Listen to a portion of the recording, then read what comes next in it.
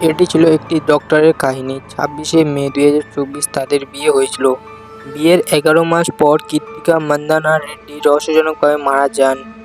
কৃত্তিকা ছিল একজন ডাক্তার আর তার স্বামী মহেন্দ্রা ছিল একজন সার্জন।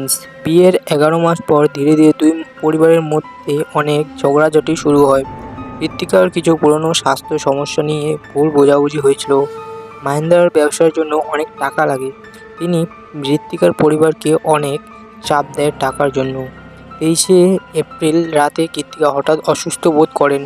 মহেন্দ্রা তার স্ত্রীকে নিজেই চিকিৎসা দিতে শুরু করেন, যা একজন স্বামীর দায়িত্ব।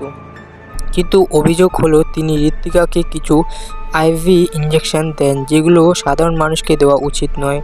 পরের দিন সকালে পরিস্থিতি ভয়ানক হতে শুরু করে। কৃত্তিকা অচেতন পড়ে যায়। তাকে হাসপাতালে নেওয়া হলো এবং ডাক্তার বলেন শি ইজ ডেড। কৃত্তিকার পরিবার প্রথমে থেকেই এটি বিশ্বাস করতো না যে এটি স্বাভাবিক মৃত্যু ছিল। তার বোন, যিনি একজন ডাক্তার ছিল, তদন্তকারী দলের কাছে একের পর এক প্রশ্ন করে তুলেছে।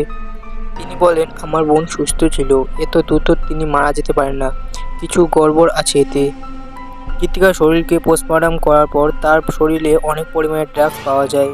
এটি ঘরে ব্যবহার করা একদমই যায় না। এটি বেশি পরিমাণে ব্যবহার করলে লোক মারাও যেতে পারে।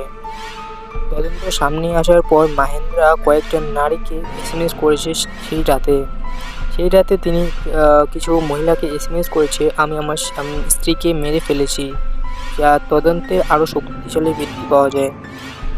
এই সব প্রমাণ হাতে পাওয়ার পর পুলিশ 2025 সালে অক্টোবর মাসে মামলাটাকে আবার স্টার্ট করে এবং গ্রেপ্তার করা হয় মহেন্দ্রা রেড্ডিকে।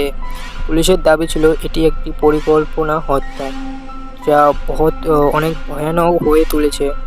তো আজকের ভিডিওটি এটুকুই, দেখা হচ্ছে পরের ভিডিওতে।